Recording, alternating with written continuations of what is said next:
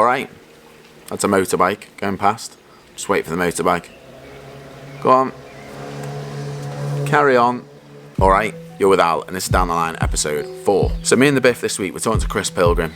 And Chris, who's a good mate of ours, played professional rugby for Newcastle Falcons in the Premiership. And we're talking to Chris a lot about the psychology side of his position playing Scrum Half, but the crossovers between that and playing golf, which probably isn't the most obvious, to be honest, but there's so much stuff that we took from it that you can apply to golf. And Chris's knowledge, honestly, is unbelievable. There's so much, I think, that we didn't speak about just because we run out of time. We could have been talking for hours, so it'd be great if we can get Chris back on at some point. But there's so much that you can take and apply it to golf. So you don't need to watch us, you can just have us on in the background. Oh, the Biff's been building stuff as well. That's his new nickname, Biff the Builder. So yeah, we'll get on with it and have a look at what Biff's built, and then we'll talk about the proper stuff. How good's me car? Let's get it out of the way then. What have you been doing? Me car. What have you been up to this week then? And show your little car off. Show your little toy car. Oh, look at my little car. It's not little, to be fair, it's massive. Look at me car. Yeah, proper though, isn't it? Engine in there. I've just broke the roof. It's fine. Engine in there. Biff. Yes. Working. Steering. Mega. So happy, aren't you? I couldn't be happy. I love it. So you have hit a couple of balls. I have seen you hitting a couple of balls though in your TrackMan with your new app. Yeah, I had TrackMan Go on the go. But yeah, the new features on it are mega, all the video stuff, and obviously you can have the virtual stuff and the numbers at the same time now, which is mega. And anyway, I hadn't had a chance to do any practice with all the videos you've been sending me about you chipping. Me chipping in the garden. Yeah. It's good though, got good feedback. It's actually really good. You didn't hammer me, did you? Mate. It's good. Why did you say it's surprised? Yeah, it's actually really good. Because it's you chipping. That's fair enough. Yeah, usually not great. I'm glad you said about training, because that's what we're going to talk a little bit about that tonight, aren't we? A little bit about training, a little bit about the old head work. It's not someone you'd probably expect to have on the channel talking about golf, but we've both known this lad for a few years now, haven't we? And he's, probably one of the most dedicated, knowledgeable sports people, just general sports people that I've ever met, I think. He understands his subject in its entirety, doesn't he? He gets really into the nitty-gritty details, and he's got some funny stories about some of the stats side of stuff as well. When he got looking into that, I just broke my spoiler. Broke my spoiler. I'm going to fix my spoiler. I'm going to put this down. Panic on his face. Because it's on the arm of a couch and it could fall. And if it goes into a million pieces again, I'm going to go. Honestly, it's going out the window. So I'm going to put this down. Say goodbye to the Porsche, everyone. That'd be your dream sponsor, wouldn't it, that Porsche? What, Lego? Yeah. Lego. It's like stars in our eyes. You don't say the name or anything. We just sort of say, give them a couple of clues, and then we go, and tonight we're going to bring in, but we are actually going to bring in CHRIS Pilgrim, who's ex-professional rugby player, retired. He's only 34 now, but he retired a couple of years ago now, I think. I know he's like very similar mentally to the way that I've been, I think, in the past. A little bit with the fear. Full-blown loon? Well, a little bit with the fear of stuff and making mistakes. So I think it should be really interesting. Although he is obviously a professional rugby player, I think it's going to be really relative to the stuff we do as well. Here we go. All right, son. Hello. Chris, all right, mate? We've obviously given people a bit of an idea. Said you played for Newcastle. Did you sign 2009? Did you sign for Newcastle? Yeah. So my Premiership career started in 2009. Most of the people who watch this won't know who I am. I think my mum and dad might just about know who I am. So I think 12 years I was a pro. I started at Nottingham, picked up by chance really. I was at Loughborough Uni. Leicester Tigers players, Andy Good and Jordan Murphy, came down and did a session in and amongst us, and they put my name into Leicester. And at the time, Nottingham were a feeder club for Leicester, so I got a chance at them. And they were in the second tier, which was old National 1. It's now the Championship. Spent a little bit of time in New Zealand playing for about 7 months. I was playing for a team called Linwood Bulls. The way their seasons play out, they've got Linwood, which is the lowest team, and then Canterbury, which is the next step up. Then the Super Rugby, which you may have heard of, like the Canterbury Crusaders and the Auckland Blues. The lower teams play first, and then the good players get taken out, put into the next part. Then the good players get taken out of that and put into the elite, and it's how they filter. It's a really good system. And I was going to go into the second tier, the Canterbury setup, but playing for Linwood, you'd get All Blacks dropping back down to that level to get match fitness. So like we had 2 All Black props. Sean Maitland, who was a Kiwi, but he's actually plays for Scotland now. He's got Scotland blood. He was on the wing, so we had a hell of a side. It's funny, it's so un-elite over there, and how they produce the All Blacks. It's amazing, really. That's part of success, and it's so different in the golf terms of things, because I mean, me and Paul grew up playing together. Paul got in the England team, and obviously I wasn't in the England team. It kind of, we didn't play any tournaments together, really, did we?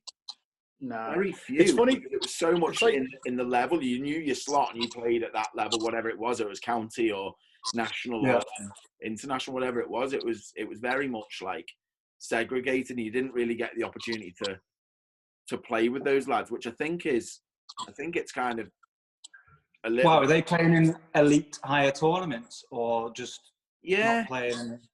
Really? Yeah. So there's a handicap. There was a handicap limit to all these events as well. So unless you were off +3, +2, you couldn't play. You couldn't get in the Lytham Trophy. You couldn't get in St Andrews Links. You couldn't get in those tournaments as an amateur. And then it's just the same in pro golf as well. It's exactly the same. What I've just taken from what you've just said there, though, Chrissy, is like your whole career was based around a bit of a chance situation of people coming into your training. You know, it's amazing that like it takes that element of luck, if you like. We've had conversations before about golf being, you know, it's a numbers game. You shoot 66, that's your worth almost. You know, with rugby, it's almost someone's point of view about you as a player, isn't it? Someone's opinion, isn't it? Well, yeah, I think a lot of like, I mean, I'm talking across the board, and I like to read a lot. When I was playing rugby, I used to read a lot of like autobiographies of like successful people. I was just fascinated by their path. And a lot of it is luck and chance. The preparation part where you can put all the work in, and if you don't get the opportunity, it doesn't matter how much work you've put in, because where are you going to go? Some people then give up because they've never had the opportunity and all the work goes to waste. Some people carry on working and eventually it just drops the opportunity and they've gone. Like a good friend of mine, Mark Wilson, he's a current England international. But I came through Newcastle with him. He's a top bloke. He didn't get his first cap till he was 33. And now he's a regular. But he just kept plodding away, plug in. Opportunity. I think there was 5 injuries in the back row, giving his shot, and people realised what he was about, and boom. Like, he obviously had the level of belief, I suppose, that you need to go and push into that level. Yeah, I don't even know if it's belief. I think it's just like perseverance. Yeah, just not ignoring it, just thinking it'll happen, and then it does. It's just, as long as you've got to be prepared, you've got to put the work in, and then there's just that element of luck. And my career only really started because of luck. Like, in my head, when I was a kid, I was like, I'll be a rugby player. I always just believed I'd be a rugby player, and that wasn't arrogance. I didn't really think of anything else. I mean, I worked hard. I'm not a natural. I wouldn't classify myself as natural in any way, shape or form. I've just I seem to give up later than other people at things. I just like plug, really. I was told not to mention box kicking tonight. No. Talk about not being a natural. I was told not to mention box kicking, but we're going to talk about sports psychology, and the amount of sports psychologists I spoke to about kicking. I've had needles in me about it. I've laid down on the floor, breathing, certain feeling, just trying to get this mental block of a charge down kick. My first ever charge down of note was a game. It was for Nottingham. I'll get back to no one even still knows who I am yet. But we're in New Zealand. I went to Nottingham, and this was my first scarring incident. It was a charge down kick in the semi-final of the Power Gen Cup, and we were playing Northampton. Massive game for the club. You get to the final, you're Twickenham, lots of money involved. And I was on the bench as well, so I was still quite young. I come on, and we're on our own sort of 22 just inside. And I try a chip box kick on our own 22 with, I think we had a 2-point lead, going into it. 2-point lead. Everyone's like, what the fuck is he doing? The kick gets charged down. Carlos Spencer, one of the best rugby players in the world, happens to get the charge down kick, spins it out, and they score a try, and my world ends right there. So, honestly, I didn't let that go. I was going to pack rugby, and after that, I had like chats with my dad. I was like, I'm done. This is it. There's no way back. The coaching staff are going to lynch me. There's no way back after this. Like, I'm done. It was a dark place. And that's it's amazing, isn't it? But it's amazing, like, how you come from. I can still feel it now, sat here. Like, I'm nervous. I feel sick just from thinking about it.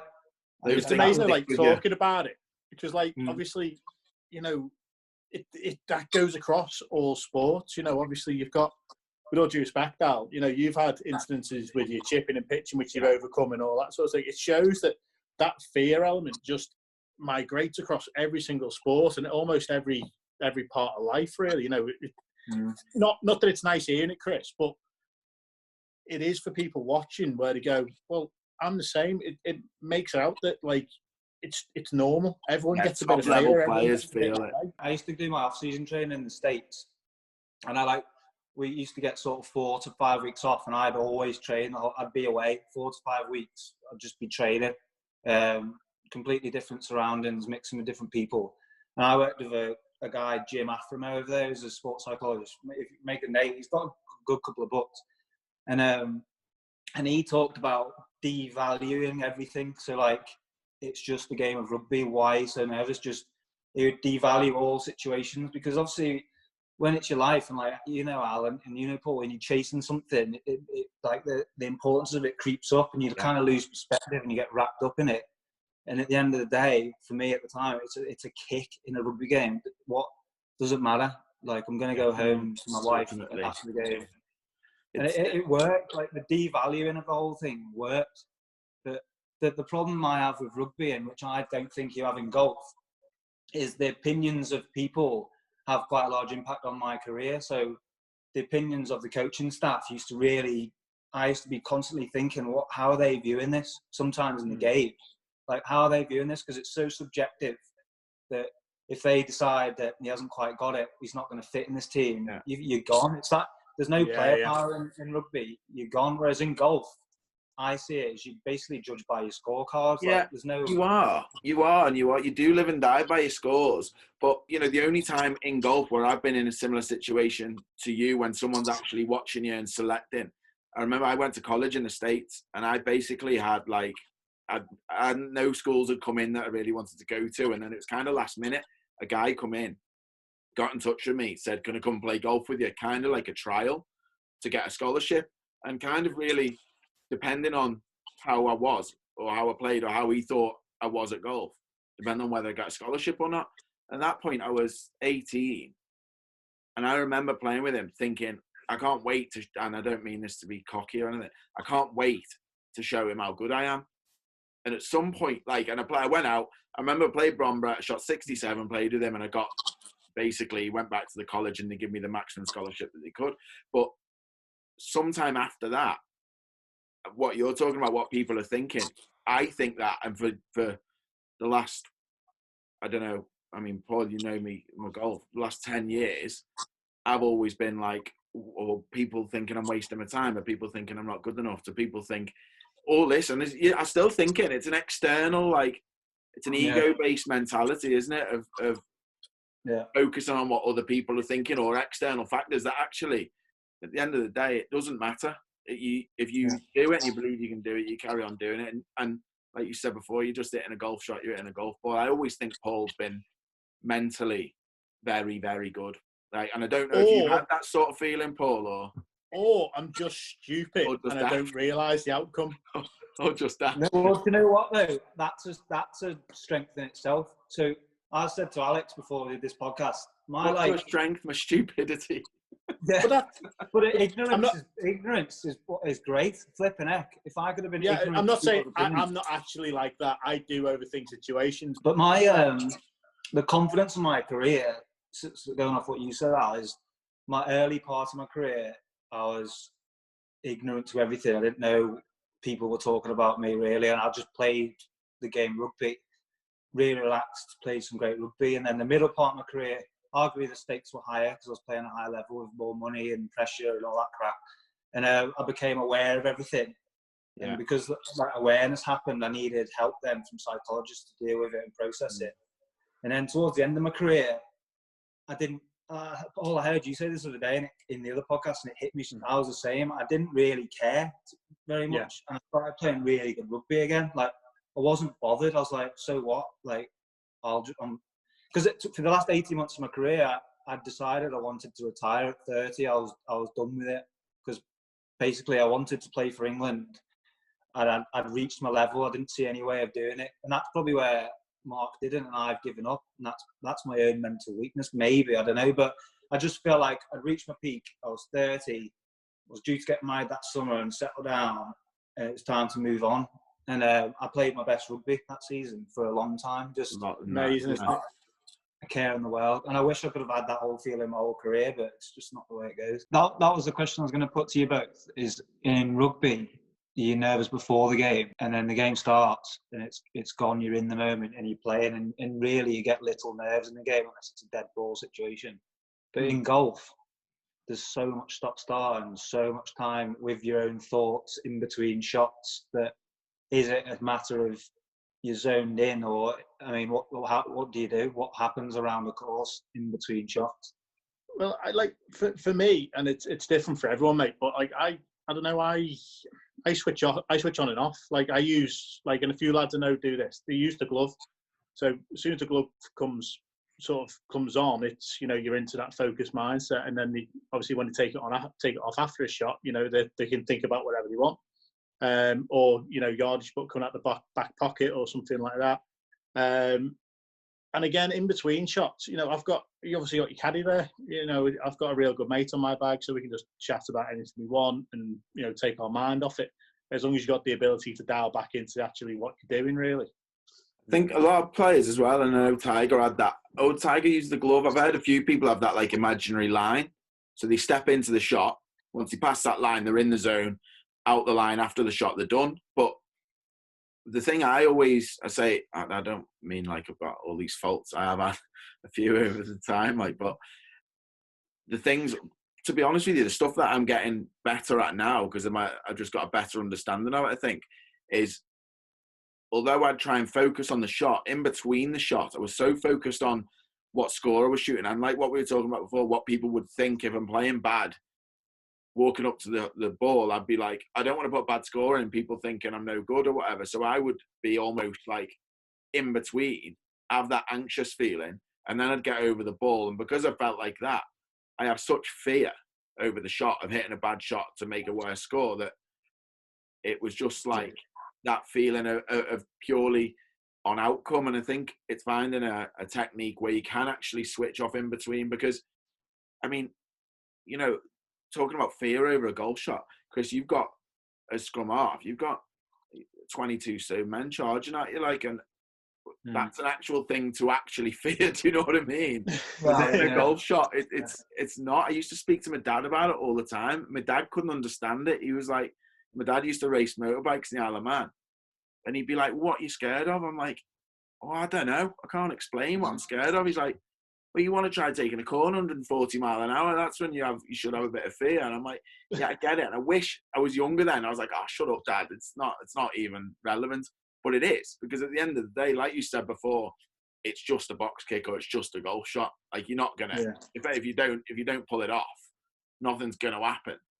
And I think that's something that Paul has been for a long time. Just probably one of your main strengths. I think people, obviously, you hit the ball great and everything, the game's really good, but that strength of being able to switch on and off and give up, like you've said before, give up care of where it goes. You obviously care where it goes, but give up that care of, it's almost like, well, wherever it goes, it goes. I've done everything I can. You know, I train that in practice. So when you see me practice, I don't stand there for hours and hours, and I'm doing the same sort of thing. Into a little, I'll do a little bit of technical work, then I'll be into a game, then I'll do a little more technical work, then move on to a different thing.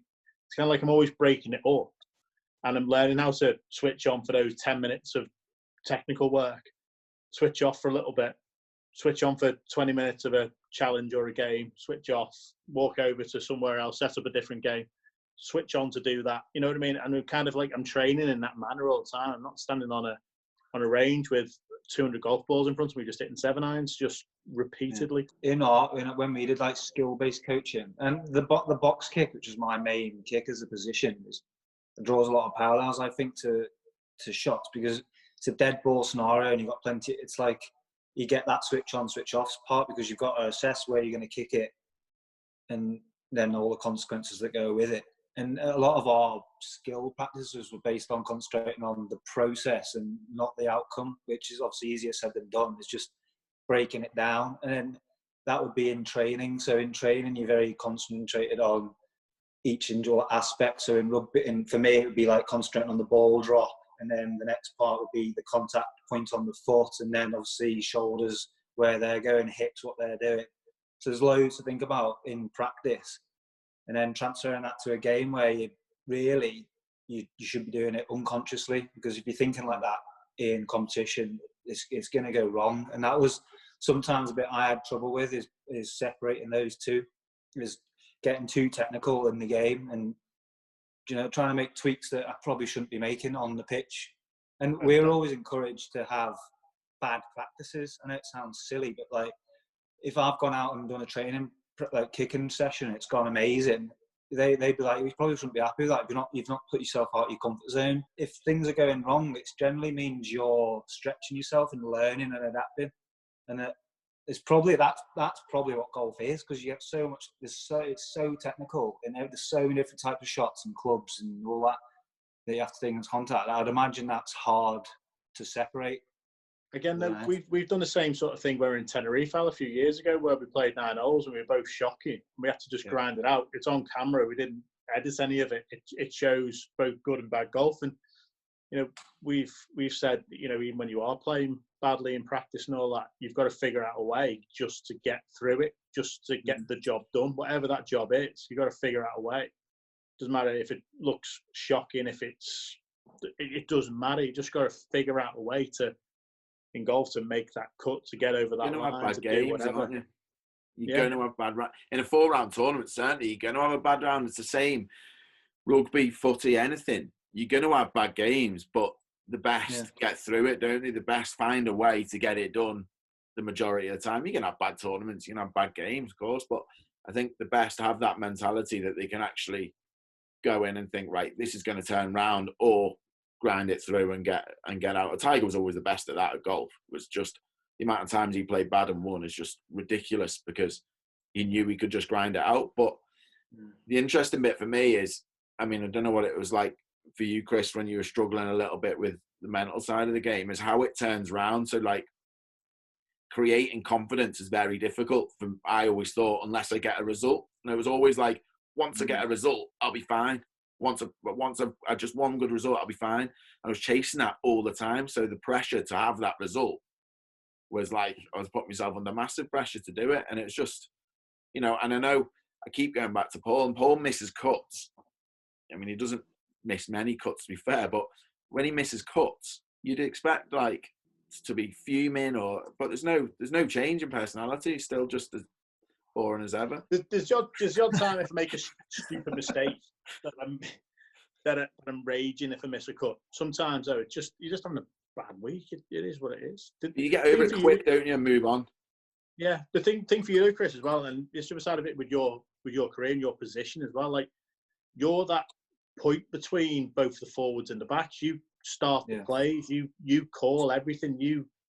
It's down to you. So, like, I envied like wingers or the back row who had no team responsibility other than go and smash him or go and catch the ball and run fast. You're right. In 9 and 10, we were in extra meetings, and a lot of the coaches' points come through us to the team, and there's a lot of strategy involved in analysing the opposition throughout the week.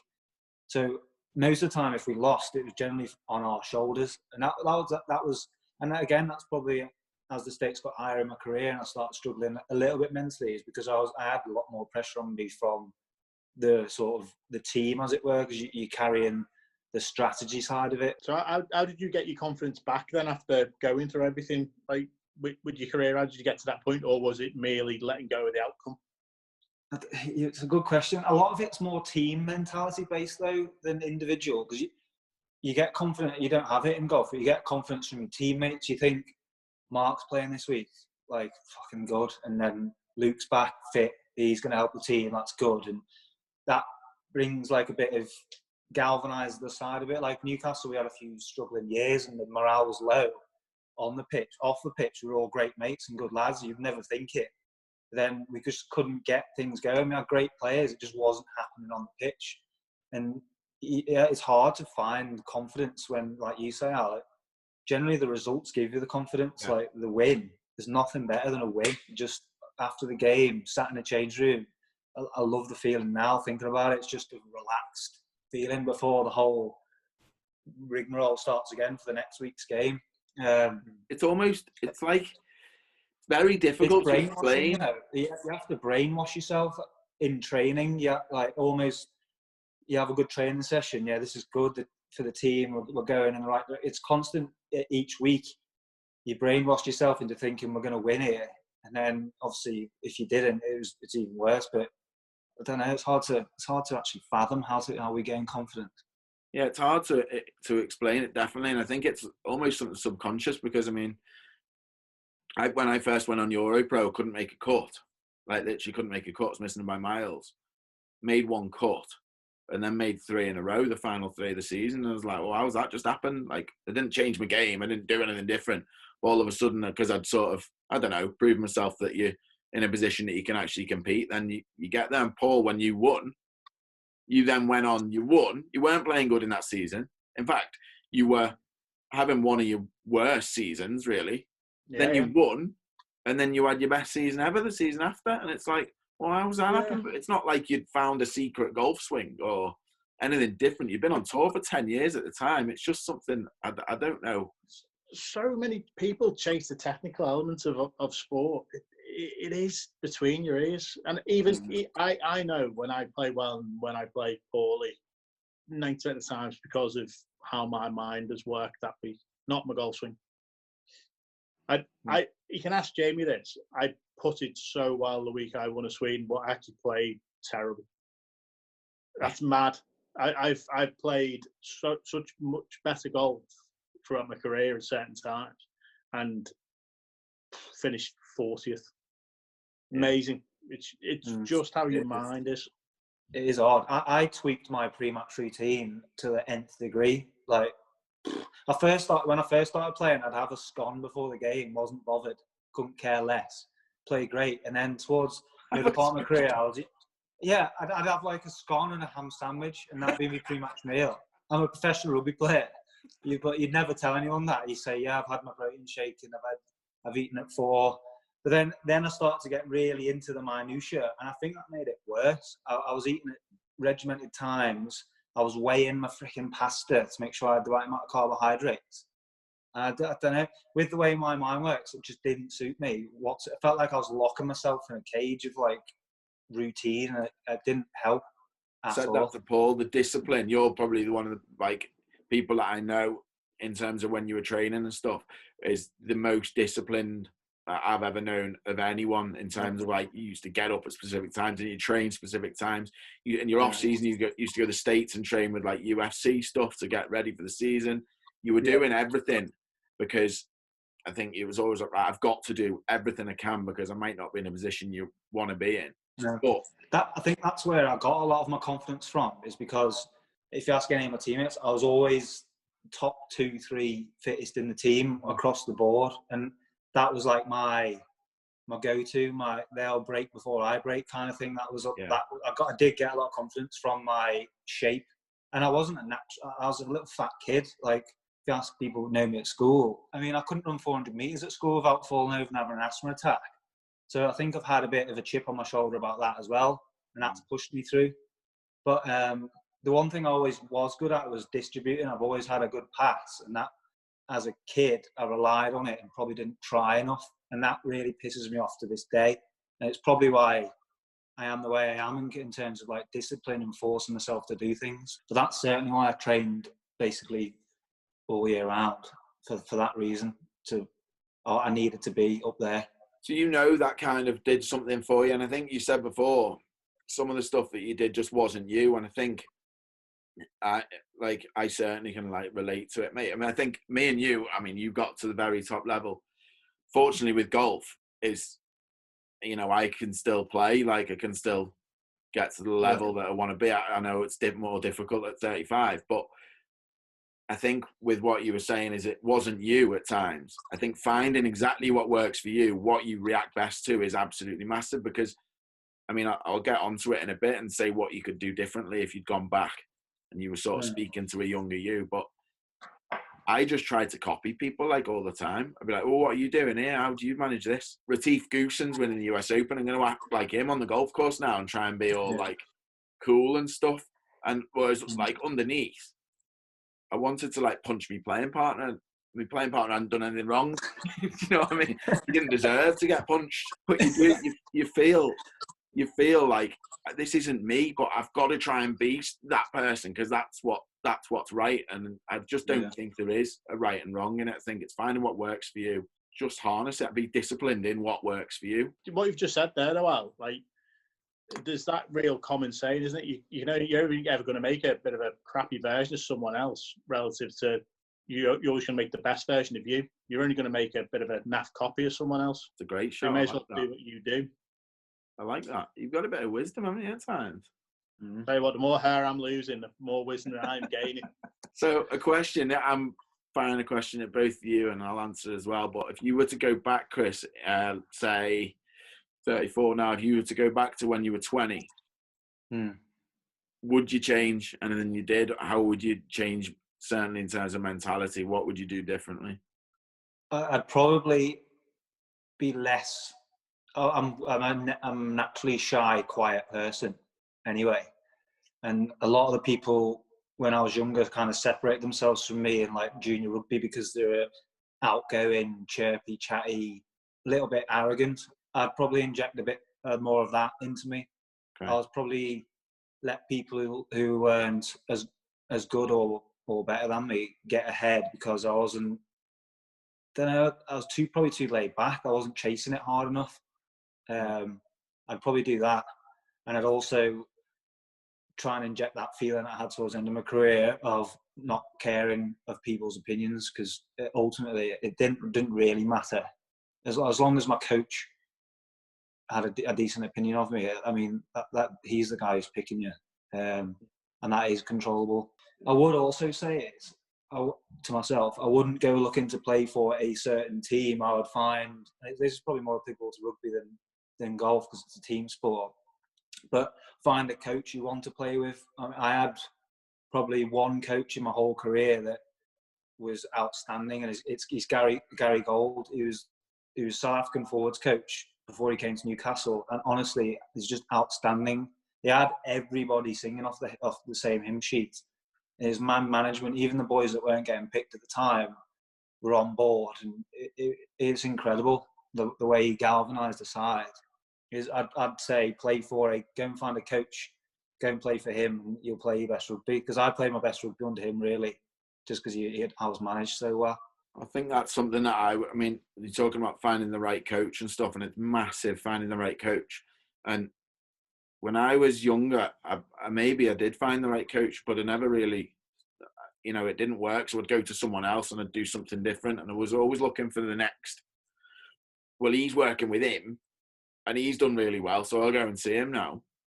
You know what I mean? And I'd bounce from it. I'd never really stuck to one thing. That I said, right, that's how I want to, because now I know how I want to swing the golf club. I know how I want it to look, and I know how I want to be on the golf course. So I've committed to it. Whereas in the past, I probably bounced from pillar to post, really, trying different stuff to try and find something that worked. And I wouldn't say I wouldn't change how hard I worked, because I always worked hard at it, always put the time in. But I'd change the way that I practiced, definitely the way that I practiced. I'd do more stuff that's applicable to actually playing golf rather than technique, because I trained purely technique relentlessly. And then I'd get in a tournament, I'd know my technique wasn't where I want it to be because I was still working on it. So I'd never got to where I want it to be.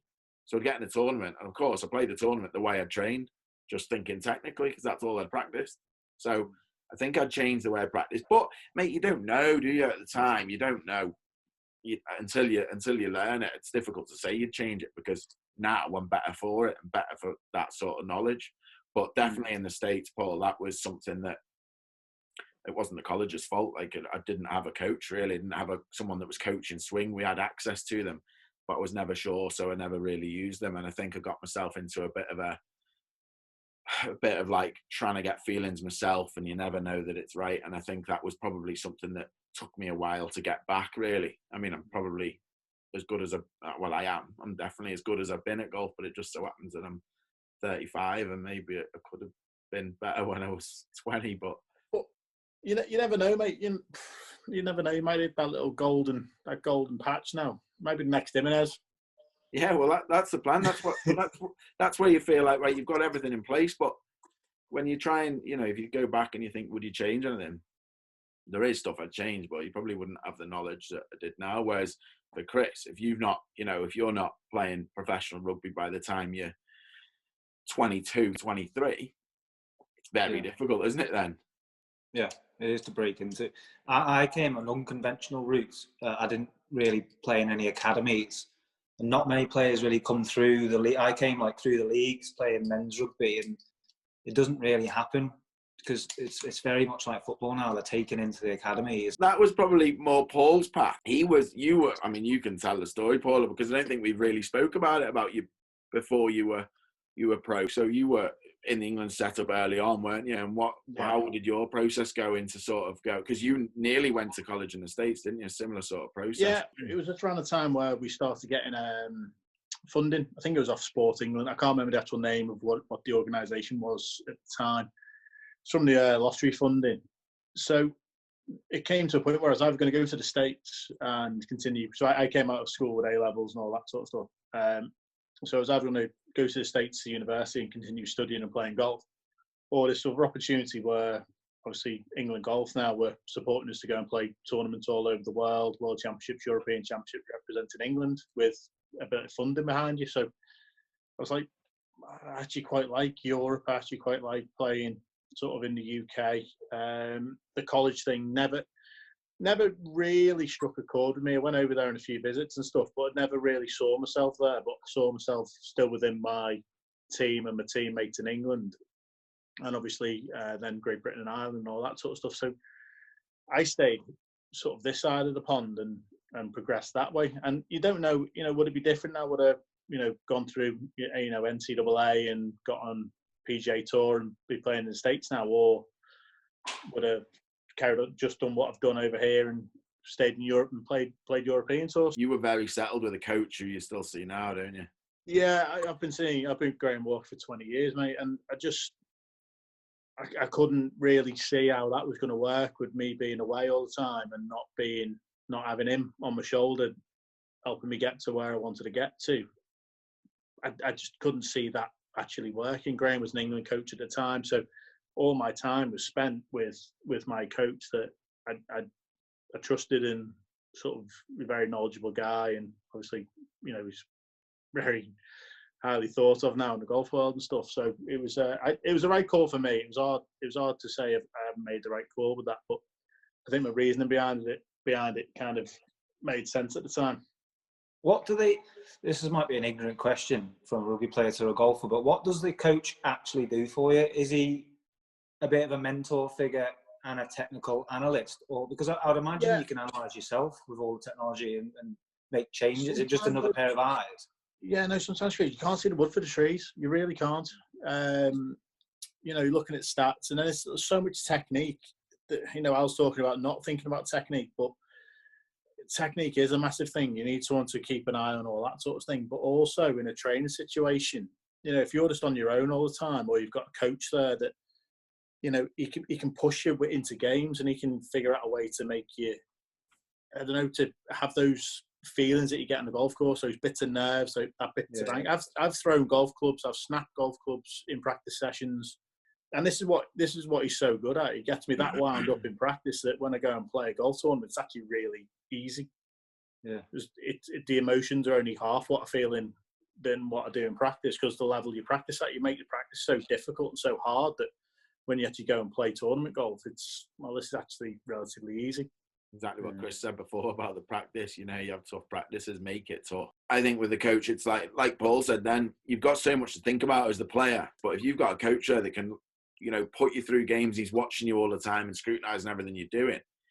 One, it makes your practice sessions so much more effective because they're always watching you. And they're always watching you. You want to perform the way that they've taught you to. I think having that second set of eyes, and if you've had the coach for long enough, there's no way Paul would swing it the way he does now. If he hadn't seen Graham for 20 years, Graham has built that swing with Paul because they know what works. What you've just said before as well, just to finish off, I was just thinking about this as we were talking then about your dad racing, 140 mile an hour. He's like, that's fear, that's all, but the difference with his sport was if he didn't commit, he would have died. Yeah. Where like our sport and possibly rugby as well, to a point where if you don't commit, it doesn't matter. So he was in a sport where it just forced you to commit. So I think if you're in our sport and you actually commit to everything you do, then you give yourself more of a chance anyway. I think it takes training that as well, doesn't it? That's a good point, because like we always used to say, a wrong decision is better than indecision. It's the kind of thing. If you're going to do something, do it to the 100. Like, don't half do it because it's never going to turn out right. Just commit to it. Is a good summation. A good thing to end on that. A wrong decision is better than, what was it? A wrong decision is better than no decision. No, I've got it. A wrong decision you can learn from. Indecision you can't. You don't know. Yeah, you don't finish. Yeah. Yes, so much wisdom. It's that beard. So much. It is. This is getting grey. It's getting bolder. Just wisdom's coming out. Yeah. Boys, that's quality. Very deep, wasn't it? We're getting serious. We're getting more and more serious. We need to knock this on the head. We are getting serious, mate. But I could have spoke about that forever. Chris's knowledge, because we didn't get into it really, and when we were talking about it, and Chris was injured for a full season. He had a cruciate in his knee, and all he did was basically like study ways to get fitter, quicker, how to recover, because he was like, how's this happened? It shouldn't happen. And we'll get him on again because there's so much we haven't spoke about with in terms of training and everything that's applicable to golf as well, because he spoke about box kicking and hip rotation and everything like that is so applicable to golf. But we'd have been on for hours, I think. I know. Well, I mean, we didn't even touch on the training side, which is actually his real expertise. So, yeah, get him on again. I think it's a bit interesting. It's a different way of thinking about it, but it just shows sort of the crossover from certain sports and the mentality and different questions that everyone asks and all that sort of stuff. So, no, I think it was an interesting one, mate. Yeah, I was surprised at how much a lot of it related to golf. I thought it was, like I said, I could have spoke all night. Well, hopefully everyone will, watching can actually take a little bit from it, and obviously if it helps your golf game, helps your golf game. Exactly, that's what it's about, mate. It'll help me. I think these videos have helped me massively because I speak so much more honestly about stuff. I wouldn't have ever said at 35 I'm still trying to play golf. I always was trying, but I don't think I'd have ever said it. I don't know why, because I think about what other people would think, and that's exactly what we were talking about then. So yeah, exactly. It helps me out, so thanks. Right, mate, I will let you go and smash your dinner in now. So hungry. I'm literally got the shakes. Enjoy your Lego and get some more of that. I'll get a new one for you for next time. Like a child. I'll see you next Tuesday. And I'll see you down the line. See you down the line. Cheers, mate. Bye-bye.